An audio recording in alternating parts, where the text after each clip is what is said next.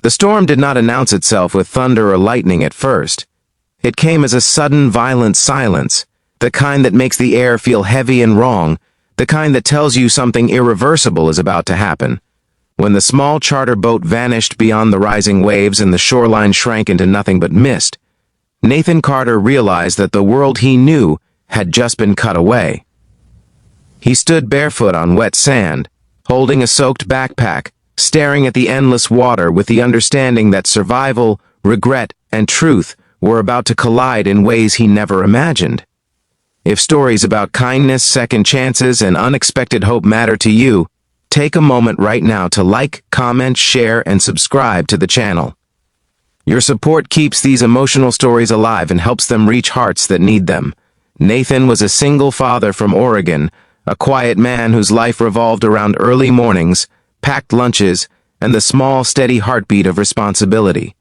His 8-year-old son, Caleb, was the center of everything he did, the reason he took the job he never loved, and the reason he said yes when his boss invited him on what was supposed to be a short corporate retreat along the California coast. The trip had been framed as a chance to reset, to brainstorm, to breathe. Nathan had agreed because overtime paid bills and because saying no had never been a luxury he could afford. His boss, Margaret Holloway, was not the cold executive many imagined.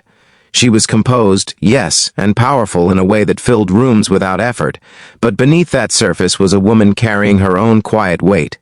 She had climbed every rung alone, sacrificing relationships and rest, convincing herself that ambition was enough to keep loneliness away.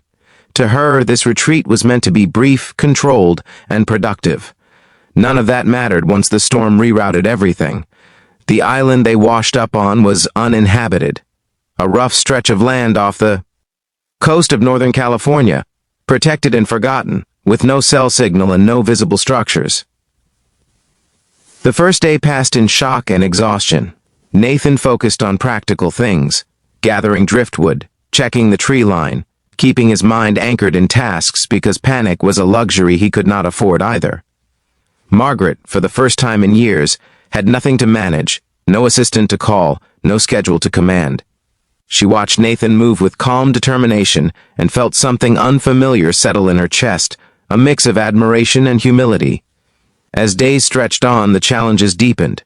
Food was scarce, water had to be collected from rain and filtered through patience and trial, and nights grew cold despite the summer air. Nathan struggled most with the silence. Every quiet moment reminded him of Caleb's laugh, of bedtime stories unfinished, of promises he feared he might not keep. Guilt became his constant companion, heavier than hunger.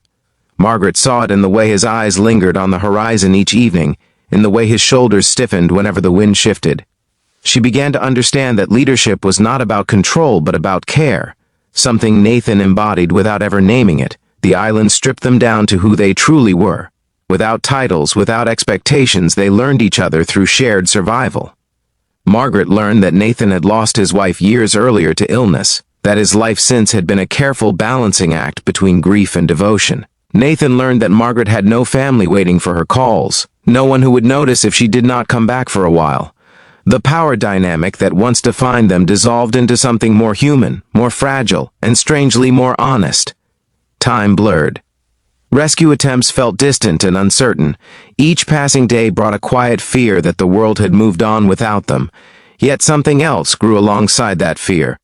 Margaret found herself looking forward to mornings, to the rhythm they had created together, to the sense of purpose that came from shared effort rather than endless ambition.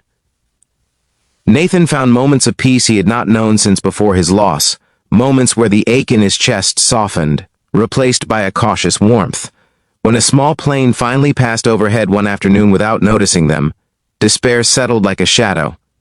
That night, under a sky full of indifferent stars, Margaret reached a breaking point. For the first time in her life, she allowed herself to imagine a future not defined by deadlines or boardrooms. She looked at Nathan, at the quiet strength he carried, and felt the weight of a question she had never dared to ask anyone before. It was not spoken aloud, but it was clear in her eyes and in the way her voice softened when she expressed, indirectly and honestly, that staying, even just a little longer, felt less frightening than going back. Nathan was torn. Every instinct told him to fight for rescue, to return to his son, to the life that needed him. Yet he could not deny that this place, and this unexpected connection, had changed him. He realized that running from pain had shaped his life just as much as love had. The island had forced him to confront that healing did not mean forgetting or replacing, but allowing space for something new without guilt. Rescue came days later, abrupt and surreal.